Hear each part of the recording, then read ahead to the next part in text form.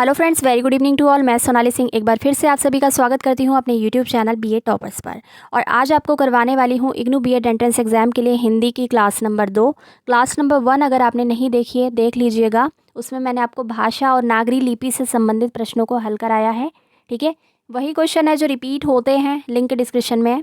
इस वीडियो को देखने के बाद उस वीडियो को भी देख लेना। चलिए, और आज मैं आपको यहाँ पर हिंदी व्याकरण के बारे में बताऊंगी। इसका अर्थ क्या है, इसकी शुरुआत कैसे हुई और व्याकरण के क्या क्या अंग होते हैं। तो कहने का मतलब है संज्ञा, क्रिया, विशेषण, ठीक है, लिंग, वचन, इन सब के बारे में आपको जानकारी दूंगी। इनके भेद भी बताऊंगी, ब्रीफ में डिस्कस करेंगे। देन उसके बाद हम 70 क्वेश्चन यहाँ पर आपके साथ डिस्कस कर चुके होंगे। तो इतना मैं आपको करा दूंगी कि हिंदी व्याकरण में आप पढ़ के जाएंगे तो आप अपना पेपर अच्छे से कर पाएँ। चलिए, बस आपको धैर्य बनाकर वीडियो को अंत तक देखना है। सबसे पहले इसमें पढ़ेंगे व्याकरण का अर्थ। तो व्याकृत या विश्लेषण करने वाला शास्त्र।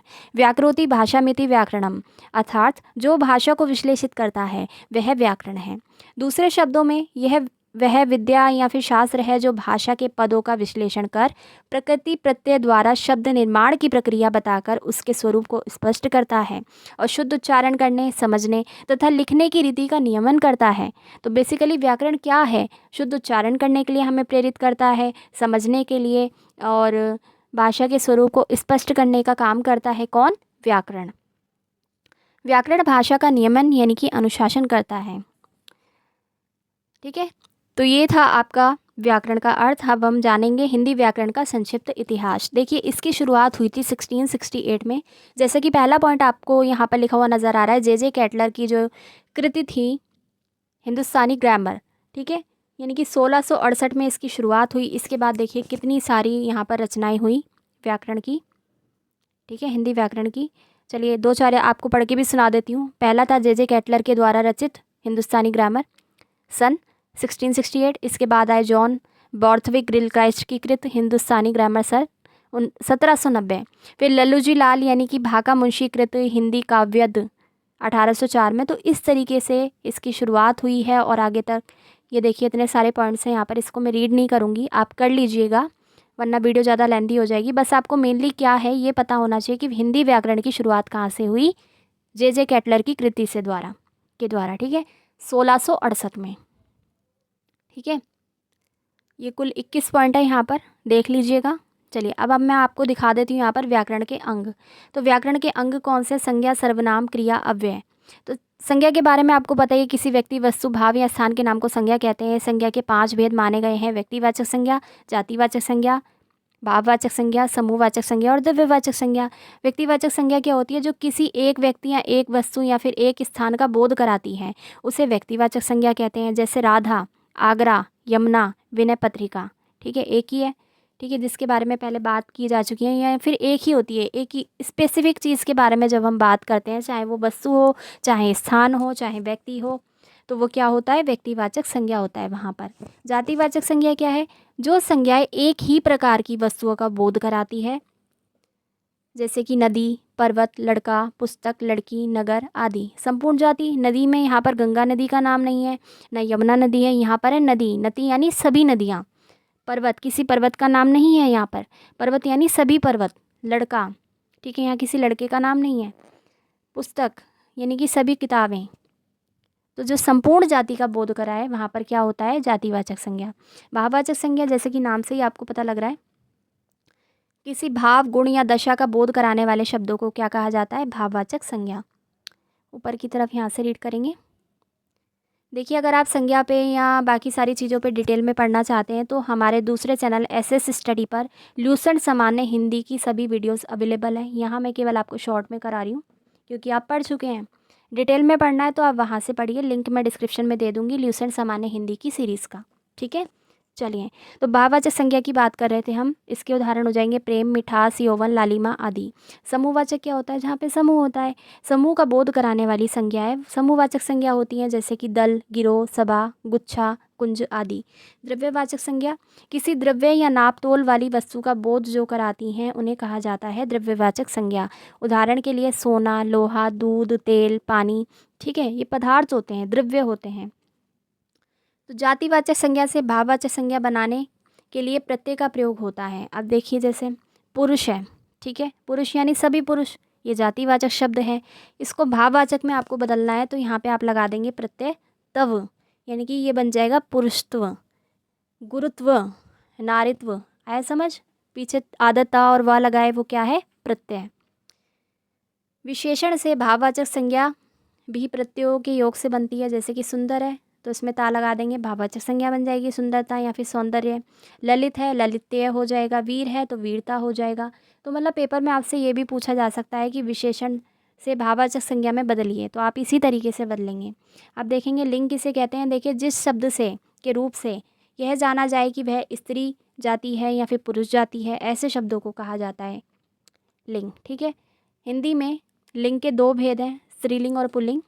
स्त्रीलिंग जैसे कि लड़की, ठीक है, औरत। पुल्लिंग यानी कि आदमी हो गया, नर हो गया, ठीक है। और बाकी चीज़ों में भी हो सकता है, जैसे कि पंखा चलता है तो यहाँ पर कौन सा लिंग आएगा? पुल्लिंग, क्योंकि पंखा चलता है, चल नहीं रही है। आ रहा है समझ? स्त्रीलिंग में नदी आ जाएगी। नदी क्या करती है? बहती है। अब आपको समझ में आ रहा होगा। तो पुल्लिंग से स्त्रीलिंग बनाने के लिए प्रयुक्त होने वाला प्रत्यय कौन सा है? ई, ठीक है। जैसे कि बड़ा है तो बड़ी कर देंगे आप उसे। बड़ा क्या था? पुल्लिंग है ना, इसको हमने ई की मात्रा लगाकर बड़ी बना दिया। छोटा है तो छोटी कर देंगे। काला है काली कर देंगे, क्योंकि हमें लिंग बदलना है। लिंग परिवर्तन तो आप शुरू से पढ़ते आए हैं तो इतना तो कर ही लेंगे, है ना। योगी योगिनी हो जाएगा। धोबी धोबिन हो जाएगा, इसमें इन प्रत्यय लग जाएगा। मोर है तो मोरनी हो जाएगा। जेठ है तो जेठानी हो जाएगा। ठाकुर है तो ठकुराइन हो जाएगा। बेटा है तो बिटिया हो जाएगा। आया समझ? चलिए नोट देख लेते हैं। युग्म शब्दों का लिंग निर्धारण अंतिम शब्द के लिंग के अनुसार होता है। दाल चावल क्या है? पुल्लिंग है। आटा दाल क्या है? स्त्रीलिंग है। अर्थ की दृष्टि से समान होने पर भी कुछ शब्द लिंग की दृष्टि से भिन्न होते हैं, ठीक है। विद्वान का क्या हो जाएगा? विदुषी। कवि का कवियत्री। महान का महती। सौंदर्य का सुंदरता। साधु का साध्वी। पूजनीय का पूजनीया। याद रखेंगे। इसके बाद है यहाँ पर वचन। देखिए, वचन से संख्या का बोध होता है, पता लगता है, ठीक है। ये दो प्रकार के होते हैं, एक वचन और बहुवचन। तो नोट, कुछ शब्द सदैव बहुवचन है, जैसे कि प्राण, दर्शन, आंसू, हस्ताक्षर, बाल, ठीक है। आंसू बहते हैं, दर्शन हम करते हैं, प्राण जाते हैं किसी के, हस्ताक्षर क्या है? हस्ताक्षर भी किए जाते हैं। तो ये क्या है? हमेशा बहुवचन की श्रेणी में आते हैं। सेकंड पॉइंट है यहाँ पर, कुछ शब्द नित्य एक वचन होते हैं, जैसे कि माल, जनता, सामान, सामग्री, सोना, चांदी, ठीक है। एक वचन है। सोना ले आओ, है ना।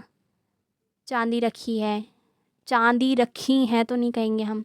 तो समझ आ रहा होगा आपको एक वचन और बहुवचन में भेद। थर्ड पॉइंट है यहाँ पर, आदरणीय व्यक्ति के लिए बहुवचन का प्रयोग होता है। वह आए हैं, ठीक है।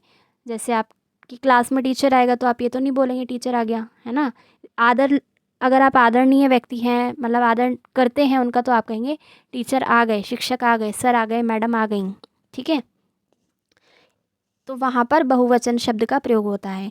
एक का बहुवचन अनेक है ना। अतः अनेकों का प्रयोग अशुद्ध माना जाता है। अनेकों नहीं कहा जाता, अनेक ही कहा जाता है। अब आपसे पूछ लें, शुद्ध अशुद्ध छाटो, अनेकों लगाएंगे अनेक लगाएंगे? आप लगाएंगे अनेक, क्योंकि एक क्या है? एक वचन, और अनेक हो जाएगा बहुवचन। पांचवा है यहाँ पर, पदार्थ सूचक शब्द सदैव एक वचन में प्रयुक्त होते हैं।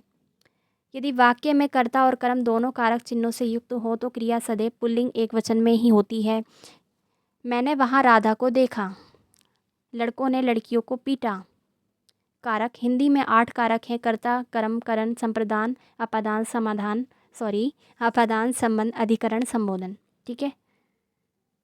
तो ये तो आपको पता ही होगा, कर्ता ने, जहाँ पर ने आए वहाँ पे कर्ता कारक है।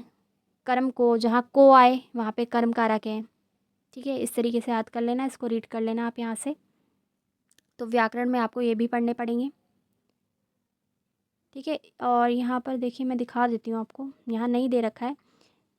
अपादान कहाँ होता है, मैं आपको शो कर रही हूँ, ठीक है, स्क्रीन पे। इससे आपको समझ में आ जाएगा कि कर्ता कारक कहाँ है, कर्म कारक कहाँ है, संप्रदान कारक कहाँ है, ठीक है, अपादान कारक कहाँ है, अधिकरण कारक कहाँ है, और संबोधन कारक कहाँ है। संबोधन वहाँ होता है जहाँ हे, ओ, अरे ऐसे आश्चर्यजनक शब्दों का प्रयोग हो, वहाँ पे संबोधन कारक होता है। चलिए अब दिखा देती हूँ आपको सर्वनाम। तो सर्वनाम किसे कहते हैं? संज्ञा के स्थान पर जो शब्द प्रयोग किए जाते हैं उनको सर्वनाम कहा जाता है। सर्वनाम के 6 भेद हैं। पुरुषवाचक सर्वनाम, मैं, तुम, वह। निश्चयवाचक सर्वनाम यह, जैसे यह पुस्तक मेरी है, निश्चित है कि मेरी ही है ना। यह आगरा का किला है, यह ताजमहल है, निश्चित है कि वो आगरा ही है, ताजमहल ही है। ठीक है। अनिश्चयवाचक सर्वनाम में कैसे शब्द आ जाएंगे? कोई, कुछ, जिसमें हमें निश्चित नहीं होती, कोई चीज़ पता नहीं होता। ठीक है, इंडेफिनेट होती है। संबंधवाचक सर्वनाम जैसे कि जो, सो, जिसमें संबंध जुड़ जाए। प्रश्नवाचक सर्वनाम में भाई जहाँ पे प्रश्न लगा हो वहाँ पे प्रश्नवाचक संज्ञा सर्वनाम होगा, जैसे कि कौन, क्या, कैसे। निजवाचक सर्वनाम जैसे मेरा, आपका, आप, ये सब। ठीक है, तो ये थे सर्वनाम के 6 भेद। फिर से बता देती हूँ। पुरुषवाचक सर्वनाम, निश्चयवाचक सर्वनाम, अनिश्चयवाचक सर्वनाम, संबंधवाचक सर्वनाम, प्रश्नवाचक सर्वनाम और निजवाचक सर्वनाम। चलिए फटाफट से डिस्कस कर लेते हैं। विश्लेषण। संज्ञा या सर्वनाम की विशेषता बताने वाले शब्दों को विशेषण कहा जाता है। विशेषण के 4 भेद होते हैं, दिखा देती हूँ आपको। गुणवाचक विशेषण कहाँ पे होगा? जहाँ पर किसी चीज़ का गुण बताया जाए, किसी वस्तु का, व्यक्ति का। ठीक है, किसी भी चीज़ का, नया, पुराना, लाल, पीला, मोटा, पतला, अच्छा, बुरा, गोल, जहाँ पर ऐसे शब्द हों जो किसी का गुण या विशेषता बताते हों, उसे हम कहेंगे गुणवाचक विशेषण। संख्यावाचक विशेषण दूसरा भेद है विशेषण का, जहाँ पर नंबर्स की बात हो, जैसे 20, 50, कई, 1, 2, तिगुना, चौगुना, चारों, आठों, पाँचों, वहाँ पर संख्यावाचक विशेषण होगा। सार्वनामिक विशेषण कहाँ होगा? जहाँ पर यह, वह, कोई, ऐसा, जैसा, ऐसे शब्द होंगे। परिमाणवाचक विशेषण होता है, परिमाण यानी क्वांटिटी, मात्रा, जहाँ पर किसी चीज़ की मात्रा हो, बताई जा रही हो किसी सेंटेंस में, वहाँ पे होगा परिमाणवाचक विशेषण। ठीक है, जैसे कि 10 किलो, 5 क्विंटल, बहुत, थोड़ा। विशेषणार्थक प्रत्यय किसे कहेंगे? संज्ञा शब्दों को विशेषण बनाने के लिए उनमें जिन प्रत्ययों को जोड़ा जाता है वह विशेषणार्थक प्रत्यय कहलाते हैं। ठीक है, आज देखिए ज़रा। अर्थ है तो आर्थिक, एक प्रत्यय जो हो गया वो क्या है? विशेषणार्थक प्रत्यय है। व्यवहार में बन गया व्यवहारिक, व्यवसाय का व्यवसायिक, समाज है तो सामाजिक, धर्म है तो धार्मिक, धन है तो धनी, दान का दानी हो जाएगा। इसमें ई प्रत्यय लगा था, इला प्रत्यय वाले देख लीजिए, चमक का चमकीला, भारत का भारतीय हो जाएगा, ये प्रत्यय हो गया यहाँ पर। दया का वान हो जाएगा दयावान। ठीक है, धन का धनवान, बुद्धिमान, श्रीमान। तो ये था आपका विशेषणार्थक प्रत्यय। क्रिया देख लीजिए, जिस शब्द से किसी कार्य के होने या करने का बोध होता है उसको हम क्रिया कहते हैं। ये आपको पता ही है, जैसे खाना, पीना, रोना, सोना, पढ़ना, जाना, आना आदि। ठीक है, क्रिया का मूल रूप धातु कहा जाता है। इसमें ना जोड़कर क्रिया बनती है, जैसे खा धातु है, इसमें आपने ना जोड़ा, ये बन गया खाना। ठीक है, जा क्या है? धातु है, इसमें आपने ना जोड़ा, ये बन गया जाना। जाना यानी क्रिया हो गई, इसमें एक्शन हो गया। चलिए, क्रिया के 2 भेद हैं, अकर्मक और सकर्मक। अकर्मक क्रिया के साथ कर्म नहीं होता। ठीक है, समझाती हूँ। मैंने खाना खाया, खाने में क्या खाया ये तो क्लियर नहीं हुआ, कर्म नहीं आया, है ना, सिर्फ क्रिया हुई है कि मैंने खाना खाया, तो यहाँ पर अकर्मक क्रिया है। ठीक है, सकर्मक क्रिया में क्या होता है? सकर्मक क्रिया में कर्म के साथ आती है, जैसे कि राधा पुस्तक पढ़ती है। राधा क्या पढ़ती है? पुस्तक। यहाँ पे बताया जा रहा है आपको कि राधा पुस्तक पढ़ती है, तो सकर्मक क्रिया है। मोहन खाता है, अगर खाता है होता तो अकर्मक क्रिया होती, लेकिन वो फल खाता है, यहाँ पे चीज़ आ गई, कर्म आ गया। ठीक है, तो इसलिए क्या हो जाएगा? सकर्मक क्रिया का उदाहरण है। सकर्मक यानी कि जहाँ पे कर्म साथ हो, सकर्मक जहाँ कर्म साथ हो। समझ आ रहा है तो वीडियो को लाइक शेयर करते रहिए। चलिए, क्रिया के कुछ अन्य भेद इस प्रकार है। सहायक क्रिया किसे कहते हैं? सहायक क्रिया मुख्य क्रिया के साथ प्रयुक्त होकर अर्थ को स्पष्ट, इधर से पढ़ेंगे, करने में सहायता देती है। मैं पुस्तक पढ़ता हूँ, काले छापे छपे सहायक क्रिया है। ठीक है, मैं पुस्तक पढ़ता हूँ। पूर्वकालिक क्रिया, जहाँ पर एक क्रिया खत्म होकर के दूसरी शुरू हो जाती है, उसको कहा जाता है पूर्वकालिक क्रिया। जैसे कि खाना खाकर सो गया, पहले उसने खाना खाया फिर सोया, है ना, इसमें 2 क्रियाएं आ रही हैं, तो यहाँ पर पूर्वकालिक क्रिया है।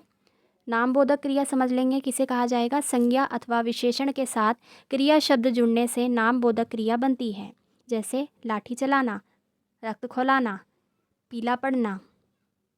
आया समझ? संज्ञा और विशेषण के साथ क्रिया शब्द जुड़ गया यहाँ पर, तो ये बन गई नामबोधक क्रिया। द्विकर्मक क्रिया, जिस क्रिया के 2 कर्म हों, जैसे मैं छात्रों को गणित पढ़ाया। ठीक है, 2 कर्म होने के कारण वहाँ पर द्विकर्मक क्रिया होगी। संयुक्त क्रिया होती है, जो दो क्रियाओं के संयोग से बनती हैं। जब खाना खाने लगा, मैं उठ बैठा, मुझे पढ़ने दो। वह खाने खाने लगा, मैं उठ बैठा, मुझे पढ़ने दो। ठीक है। क्रियार्थक संज्ञा क्या होगी? जब कोई क्रिया संज्ञा की भांति काम करती है तब उसे क्रियार्थक संज्ञा कहा जाता है। जैसे टहलना, है ना, इसमें क्रिया भी हो रही है। टहलना स्वास्थ्य के लिए लाभदायक है। आए समझ? बाकी डिटेल में अगर आप समझना चाहते हैं, उदाहरण सहित पढ़ना चाहते हैं, क्रिया ल्यूसेंट सामान्य हिंदी से आप क्रिया को ज़रूर पढ़ लेना, उसके भेदों को पढ़ लेना। वहाँ से आपको बहुत अच्छे से समझा रखा है मैंने, लिंक डिस्क्रिप्शन में दे रही हूँ। बस आपको थोड़ी सी मेहनत करनी पड़ेगी। ल्यूसेंट सामान्य हिंदी की प्लेलिस्ट पर आप जाएंगे तो वहाँ पर टॉपिक वाइज अलग अलग वीडियो हैं। ठीक है। जिस टॉपिक में आपको दिक्कत आ रही है उस टॉपिक की वीडियो ही आप देखें। काल आपको पता ही है, वर्तमान काल, भूतकाल, भविष्य काल। वर्तमान जो चल रहा है, भूतकाल जो बीत गया, भविष्य काल आने वाला। तो वर्तमान काल के 5 भेद बताए हैं। सामान्य वर्तमान, राधा पढ़ती है। तत्कालिक वर्तमान, राधा पढ़ रही है, अभी पढ़ रही है, यानी कि पूर्ण वर्तमान, राधा पढ़ चुकी है। संदिग्ध वर्तमान, राधा पढ़ती होगी, है ना, संदिग्ध है, कंफर्म तो नहीं है ना कि वो पढ़ती ही होगी। और संभाव्य वर्तमान, राधा पढ़ती हो। ठीक है। भूतकाल के 6 भेद हैं। सामान्य भूत, वह गया। आसन्न भूत, वह गया है। पूर्ण भूत, वह गया था। अपूर्ण भूत, वह जा रहा था। संदिग्ध भूत, वह गया होगा, है ना। हेतु हेतु मत भूत, भूत वह जाता, यानी कि क्रिया होने वाली थी पर हुई नहीं। ठीक है। ये एक रिवीजन के लिए वीडियो लाई हूँ मैं। और हिंदी सामान्य हिंदी की जो प्रॉपर टॉपिक वाइज वीडियो देखनी है, मेरे एसएस स्टडी चैनल पे आप देख सकते हैं। चलिए, भविष्य काल, इसके 3 भेद हैं। सामान्य भविष्य तो मोहन पढ़ेगा। संभाव्य भविष्य तो संभव है कि मोहन पढ़े। हेतु हेतु मद भविष्य, तो छत्रवती मिले तो मोहन पढ़े। आए समझ? वाच्य देख लेते हैं। वाच्य कितने होते हैं? वाच्य 3 प्रकार के होते हैं, कृतवाच्य, कर्मवाच्य और भाववाच्य। जिसमें कर्ता की प्रधानता होगी वहाँ पे कृतवाच्य होगा। ये अंग्रेजी के एक्टिव पैसिव की तरह है। ठीक है। कृतवाच्य क्या होगा? जहाँ कर्ता की प्रधानता होगी। सीता गाती है, गा कौन रहा है? सीता गाती है, तो सीता क्या है यहाँ पर? कृत है, कर्ता है, तो इसलिए कृतवाच्य है। कर्मवाच्य की प्रधानता जहाँ पर होती है वहाँ पर कर्मवाच्य होता है। पत्र लिख पढ़ा गया, ठीक है, पत्र पढ़ा गया, तो पत्र क्या है? यहाँ पर कर्म है, तो ये कर्मवाच्य हो गया। भाववाच्य क्या होता है? जहाँ भाव की प्रधानता हो। समझ आ रहा होगा आपको, है ना। मुझे बोला नहीं जा रहा है या मुझसे बोला नहीं जा रहा है, यहाँ पर क्या है? भाववाच्य है। इंपॉर्टेंट चीज़ें आपको बता रही हूँ बस मैं। ठीक है। अब वे 4 प्रकार के होते हैं, क्रिया विशेषण, रीतिवाचक, संबंध बोधक। चलिए आप बाद में देख लेना, क्वेश्चन आपको करा देती हूँ, है ना। मेन चीज़ें तो आपको बता ही दी मैंने। और जो आपको पढ़ना है डिटेल में, दूसरे चैनल पे वीडियो है ल्यूसेंट सामान्य हिंदी की, वहाँ से पढ़िएगा। चलिए क्वेश्चन रीड करेंगे। क्वेश्चन नंबर 1 है यहाँ पर, वर्णों, शब्दों, पदों और वाक्यों का क्या रूप और क्या प्रयोग, इन तत्वों का। आगे का पार्ट ऊपर की तरफ है। इसमें निरीक्षण करके जो शास्त्र किसी भाषा के नियम निर्धारित करता है उसे क्या कहते हैं? ऑप्शन आर भाषा विज्ञान, ध्वनि विज्ञान, लिपि या फिर व्याकरण। तो पहले का सही उत्तर होगा डी, व्याकरण। ठीक है। क्वेश्चन नंबर 2 फटाफट से, हिंदी का पाणिनि किसे कहा गया है? पंडित कामता प्रसाद गुरु को, आचार्य किशोरीदास वाजपेयी को, अंबिका दत्त व्यास को या फिर राहुल संकृत्यायन को। बताएंगे। तो देखिए क्वेश्चन नंबर 2 का सही उत्तर होगा आचार्य किशोरीदास वाजपेयी को हिंदी का पाणिनि कहा गया है। क्वेश्चन नंबर 3, पंडित कामता प्रसाद गुरु कृत हिंदी व्याकरण का प्रकाशन हुआ साहित्य अकादमी, हिंदी साहित्य सम्मेलन, नागरी प्राचारणी सभा, सस्ता साहित्य मंडल। ठीक है। बताएंगे। सही उत्तर होगा थर्ड का सी, नागरी प्रचारणी सभा। क्वेश्चन नंबर 4, हिंदी शब्दानुशासन किसकी कृति है? राहुल सांकृत्यायन की, पंडित कामता प्रसाद गुरु की, बाबू रामचरण सिंह की, आचार्य किशोरीदास वाजपेयी की। देखिए व्याकरण से संबंधित ये क्वेश्चन आपको पता होने चाहिए, है ना। आपसे कुछ भी पूछ लें, इसलिए मैं डिटेल में लेके आई हूँ। जो क्वेश्चन रिपीट होते रहते हैं कॉम्पिटिटिव एग्जाम में, ऐसे ही क्वेश्चन है। तो क्वेश्चन नंबर 4 का सही आप लगाएंगे डी। ठीक है। आचार्य किशोरीदास वाजपेयी, हिंदी शब्दानुशासन इन्हीं की रचना है। अब पद से संबंधित क्वेश्चन है यहाँ पर, कोई शब्द जब तक किसी वाक्य का अंश नहीं बन जाता तब तक वह शब्द रहता है। ये तो पता ही होगा आपको। जब वह वाक्य में प्रयुक्त हो जाता है तो उसे क्या कहते हैं? वाक्य, पद, संयुक्त पद या फिर संयुक्त वाक्य। तो इसका सही उत्तर होगा बी, पद। ठीक है, 5वें का बी। क्वेश्चन नंबर 6, विभक्ति युक्त शब्द को क्या कहते हैं? पद, वाक्य, प्रतिशब्द या फिर शब्द। 6 का आप लगाएंगे ए, पद कहा जाता है।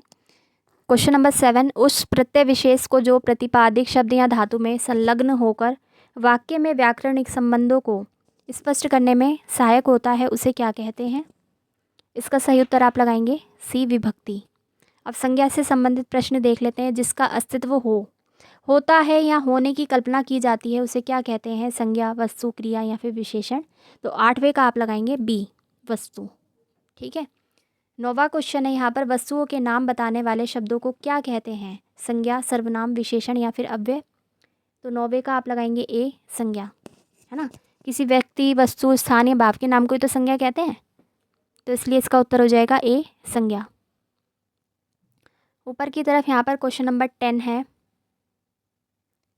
राम, कृष्ण, बुद्ध, कलकत्ता, कमायनी, सूर्य आदि क्या हैं? किस चीज़ के वो हैं? भेद। संज्ञा का व्यक्तिवाचक भेद है, भाववाचक भेद है, जातिवाचक भेद है या फिर समूहवाचक भेद है? बताएंगे। तो 10वें का सही हो जाएगा ए, व्यक्तिवाचक भेद है ना। इसमें किसी विशेष व्यक्ति की ही बात हो रही है। 11वां क्वेश्चन है, जब व्यक्तिवाचक संज्ञा एक शब्द से अधिक का बोध कराने लगती है, तब वह कौन सी संज्ञा हो जाती है? भाववाचक संज्ञा, जातिवाचक संज्ञा, समूहवाचक संज्ञा या फिर व्यक्तिवाचक संज्ञा। 11वें का आप लगाएंगे बी, जातिवाचक संज्ञा। ठीक है, 12वां क्वेश्चन देखेंगे, निम्नलिखित में से कौन सा शब्द जातिवाचक संज्ञा के अंतर्गत रखा जाएगा? कामायनी, सुशील, डॉक्टर, बुढ़ापा। तो 12वें का आप लगाएंगे सी, डॉक्टर। डॉक्टर किसी एक डॉक्टर के बारे में बात नहीं हो रही है, ठीक है, यानी कि सभी डॉक्टर।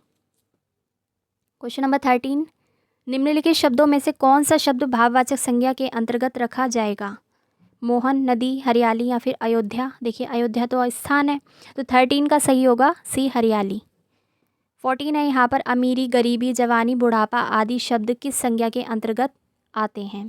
जातिवाचक संज्ञा, व्यक्तिवाचक संज्ञा, परिस्थितिवाचक संज्ञा या फिर भाववाचक संज्ञा।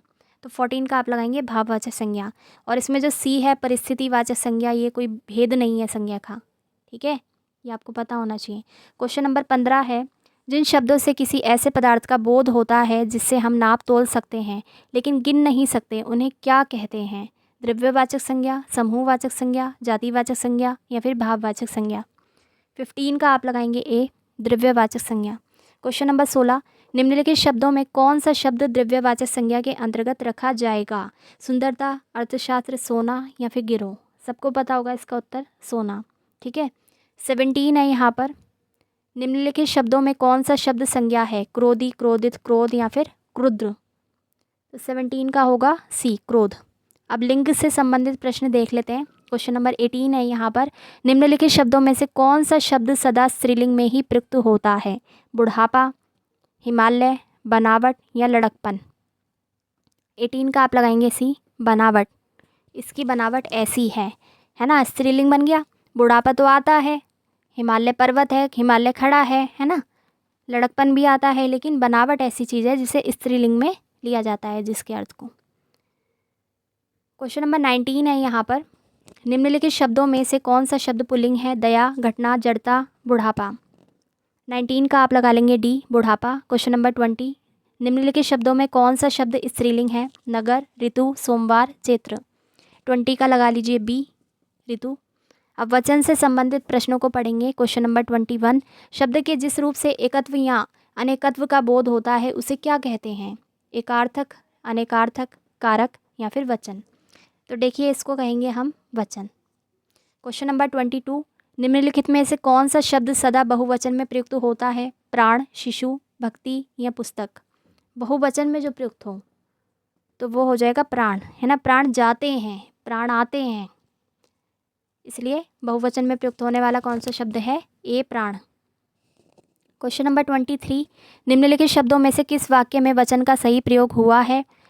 मेरी होश उड़ गई, गलत है। हमारे होश उड़ गई, गलत है। मेरे होश उड़ गए, मैं होश उड़ गए। तो इसका सही क्या लगाएंगे आप? 23वें का बताइए सी।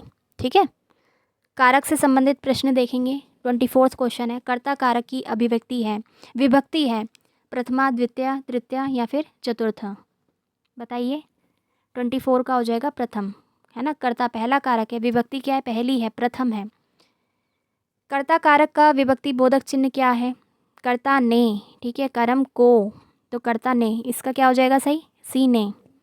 25 का सी ने। 26 है यहाँ पर कर्म कारक की विभक्ति है, प्रथमा, द्वितीय, तृतीय या फिर चतुर्थी, तो 26वें का आप लगा लेंगे बी, द्वितीय।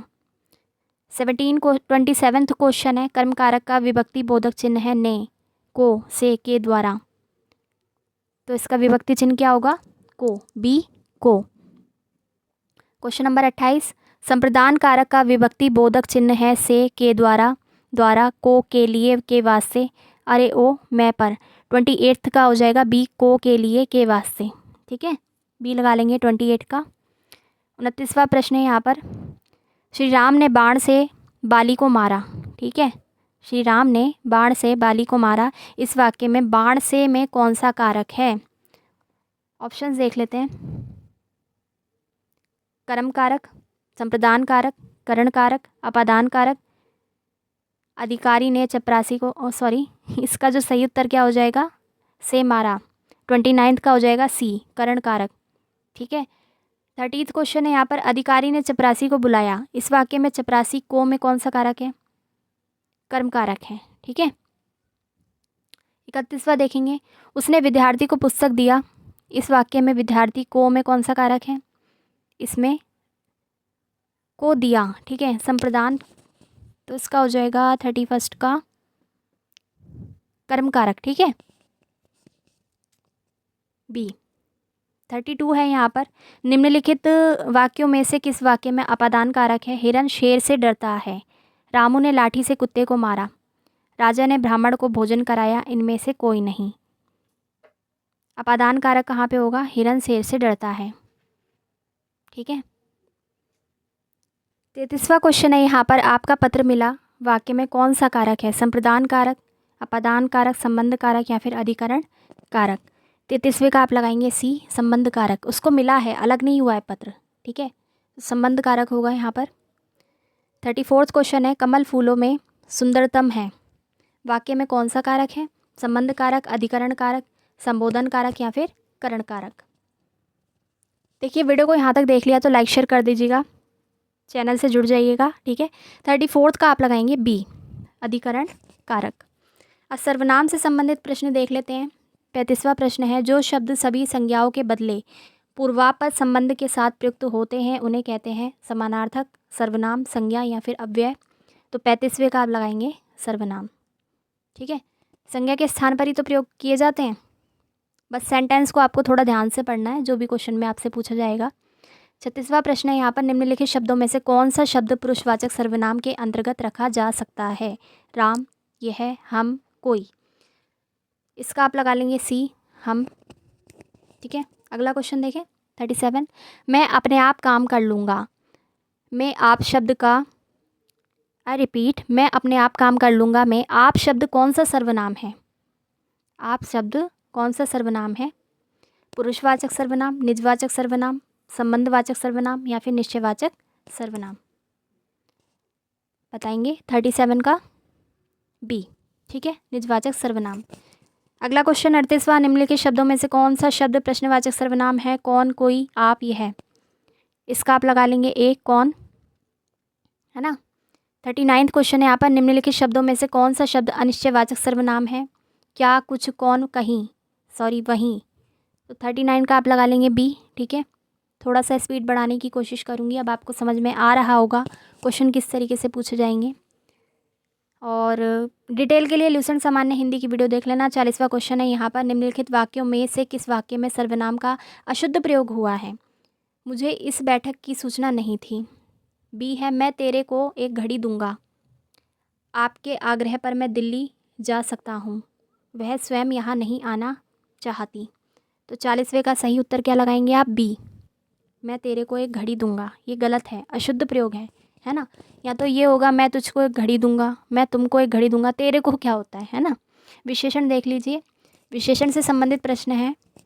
निम्नलिखित शब्दों में से कौन सा शब्द विशेषण है? नम्रता, मिठास, शीतलता या फिर सच्चा? इसका सही उत्तर आप लगाएंगे डी सच्चा। अगला क्वेश्चन, अच्छा विद्यार्थी में विद्यार्थी शब्द क्या है? संज्ञा, विशेषण, गुण या फिर विशेष्य?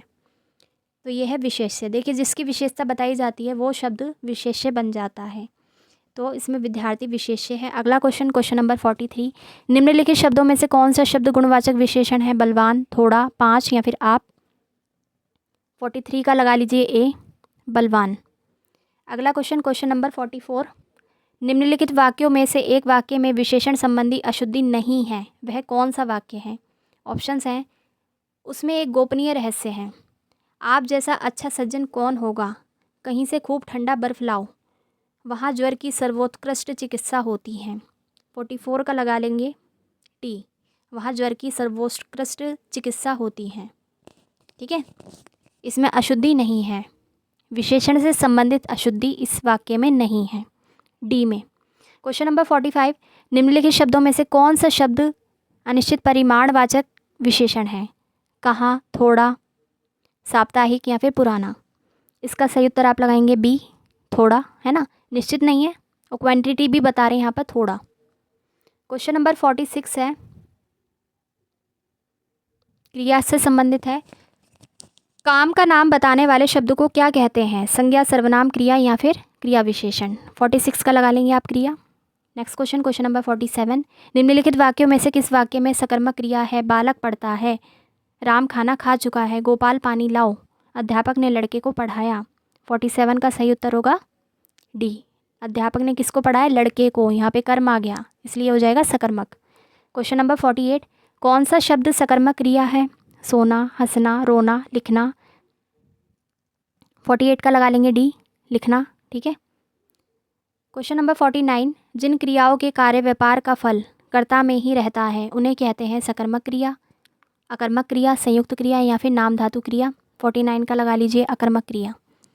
लास्ट में मैं आपको इसके आंसर भी शो कर दूंगी ताकि आपको कोई दिक्कत ना हो। ठीक है, कोई कन्फ्यूज़न हो रही हो तो वहाँ से आप आंसर की में से आंसर देख लेना। क्वेश्चन नंबर 50 है यहाँ पर, राम लिपिक से पत्र लिखवाता है, इस वाक्य में लिखवाता है क्रिया का कौन सा रूप है? अपूर्ण क्रिया, संयुक्त क्रिया, प्रेरणार्थक क्रिया या फिर पूर्वकालिक क्रिया? लिखवाया जा रहा है, किसी को प्रेरणा दी जा रही है ना, किसी से काम करवाते हैं जब हम, तो वहाँ पे कौन सी क्रिया का भेद होता है? प्रेरणार्थक क्रिया। लगा लेंगे इसका सी, प्रेरणार्थक क्रिया 50 का। अगला क्वेश्चन, क्वेश्चन नंबर 51, वह खाना खाकर सो गया, इस वाक्य में खाकर क्रिया का कौन सा रूप है? प्रेरणार्थक, पूर्वकालिक, संयुक्त क्रिया या फिर नाम धातु क्रिया? 51 का लगा लेंगे बी, पूर्वकालिक क्रिया, क्योंकि उसने पहले खाना ही तो खाया है उसके बाद वो सोया है, तो ये पूर्वकालिक क्रिया है। क्वेश्चन नंबर 52, लिखा नहीं जाता, इस वाक्य में कौन सा वाच्य है? कृतवाच्य, क्रमवाच्य, भाववाच्य, इनमें से कोई नहीं, तो ये है कर्मवाच्य। ठीक है, सी। क्वेश्चन नंबर 53, मयंक चाय लाओ, इस वाक्य में क्रिया का कौन सा रूप है? निश्चार्थ, आज्ञार्थ, संभावनार्थ या फिर उपरोक्त सभी? 53 का आप लगाएंगे आज्ञार्थ, यहाँ पे आज्ञा दी जा रही है कि मयंक चाय लाओ। क्वेश्चन नंबर 54, निम्नलिखित वाक्यों में से किस वाक्य में क्रिया का संदेहार्थक, संदेह होता है ना, डाउट, तक रूप में प्रयोग हुआ है? सदा सच बोलो। आगे के ऑप्शन है, वह जाना चाहता है, तुम्हें अखबार पढ़ा होगा, तुम नहीं लिखोगे। ठीक है, तो जहाँ पे संदेह हो रहा है तुमने अखबार पढ़ा होगा, सी वाला जो होगा इसका सही होगा, लगा लेंगे 54 का सी। क्वेश्चन नंबर 55, निम्नलिखित क्रियाओं में से कौन सी क्रिया अनुकरणात्मक नहीं है? हिनहिनाना, झुटलाना, मिमियाना, फड़फड़ाना? तो बी जो है झुटलाना अनुकरणात्मक क्रिया नहीं है। नेक्स्ट क्वेश्चन जो कि काल से संबंधित है, क्वेश्चन नंबर 56, भूतकाल के कितने भेद होते हैं? 4, 6, 8 या फिर 10? 56 का होगा 6। क्वेश्चन नंबर 57, मैं खाना खा चुका हूँ, इस वाक्य में कौन सा भूत है? सामान्य, आसन्न, संदिग्ध या फिर अपूर्ण? तो 57 का आप लगा लेंगे बी। ठीक है, आसन्न। क्वेश्चन नंबर 58 है, वर्तमान काल के कितने भेद हैं? 3, 4, 5, 6? इसका सही उत्तर होगा ए। ठीक है, 3। क्वेश्चन नंबर 59, वह पढ़ रहा है वाक्य में सामान्य वर्तमान है, संदिग्ध वर्तमान है, अपूर्ण वर्तमान है या फिर इनमें से कोई नहीं है? 59 का लगा लेंगे अपूर्ण वर्तमान। क्वेश्चन नंबर 60 है यहाँ पर, संभव है कि वह कल आ जाएगा, इस वाक्य में काल का कौन सा रूप है? सामान्य भविष्यतः, संभाव्य भविष्यतः, हेतु मद भविष्यतः या फिर उपरोक्त सभी। इसका सही उत्तर होगा बी, संभाव्य भविष्यतः। ठीक है। और एक और चीज़ आपको बता दूं, नेक्स्ट वीडियो में हम कुछ और करेंगे हिंदी का ही। ठीक है। बाकी सब्जेक्ट की वीडियो भी आपको देखने मिलेगी, तो हमसे जुड़े रहिए। अगला क्वेश्चन देख लेते हैं जो कि अव्यय से संबंधित है। देखिए लास्ट में आपको यहाँ पर आंसर की भी दिखा दूंगी डिटेल में। ठीक है। 61 क्वेश्चन है, जिन शब्दों से किसी प्रकार का विकार नहीं हो सकता उन्हें कहते हैं अविकारी शब्द, विकारी शब्द, निर्मित शब्द या फिर इनमें से कोई नहीं। तो 61 का सही लगाएंगे आप अविकारी शब्द। करेक्ट। क्वेश्चन नंबर 62 है, निम्नलिखित शब्दों में से कौन सा शब्द कालवाचक क्रिया विशेषण है? अब, जहाँ, पर्याप्त, आगे। इसका सही उत्तर होगा ए, अब। क्वेश्चन नंबर 63, वह किधर गया, इस वाक्य में किधर शब्द है? क्या है बताएंगे? अनिश्चयवाचक सर्वनाम है, प्रश्नवाचक सर्वनाम है, स्थानवाचक क्रिया विशेषण है या फिर गुणवाचक विशेषण है?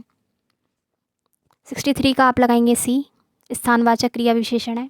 क्वेश्चन नंबर 64, निम्नलिखित शब्दों में से कौन सा शब्द क्रिया विशेषण है? सूर्योदय, नीला, विगत या फिर धीरे धीरे? तो 64 का आप लगा लेंगे डी, धीरे धीरे। क्वेश्चन नंबर 65 है, मैं गोपाल के बिना नहीं जाऊंगा, इस वाक्य में कौन सा अव्यय है? समुच्चय बोधक, संबंध बोधक, विस्मयादि बोधक या फिर क्रिया विशेषण? इसका सही उत्तर होगा संबंध बोधक। ठीक है, रिलेट कर पा रहा है कि वो गोपाल के बिना नहीं जाएगा। क्वेश्चन नंबर 66, निम्नलिखित शब्दों में से कौन सा शब्द सादृश्यवाचक अव्यय है? माध्यम, पश्चात, समान, पर्यंत। 66वें का आप लगा लेंगे सी, समान। क्वेश्चन नंबर 67, अंकित और अंकुर विद्यालय जाते हैं, इस वाक्य में और शब्द क्या है? कौन सा अव्यय? क्रिया विशेषण है, संबंध बोधक है, विस्मयादि बोधक है या समुच्चय बोधक है? तो इसका सही लगाएंगे आप डी, समुच्चय बोधक है। नेक्स्ट क्वेश्चन और आज की इस वीडियो का लास्ट क्वेश्चन है। ठीक है। निम्नलिखित शब्दों में से कौन सा शब्द विस्मयादि बोधक अव्यय है? इसलिए, क्योंकि, धन्य, धान्य या फिर अर्थार्थ? इसका आप लगा लीजिए सी, धन्य धन्य। आंसर्स आपको दिखा देती हूँ, 1 से लेके 68 क्वेश्चन की आंसर की है ये। ठीक है, ये देखिए। ठीक है, इन क्वेश्चंस की प्रैक्टिस करके जाइए, आपके लिए इनफ रहेगा, क्योंकि हर एक टॉपिक से संबंधित है। बाकी अलंकार वगैरह की अगर आप वीडियो देखना चाहते हैं समास की, तो मेरे दूसरे चैनल एसएस स्टडी पर आप जाकर देख सकते हैं। ठीक है, और कोई आपको हेल्प चाहिए हो तो नीचे कमेंट सेक्शन में मुझे बता दीजिएगा, आपकी पूरी मदद करने की कोशिश करूँगी। तो बस आज की इस वीडियो में इतना ही। तब तक अपना ख्याल रखिए, नेक्स्ट वीडियो में मिलती हूँ। Thanks for watching.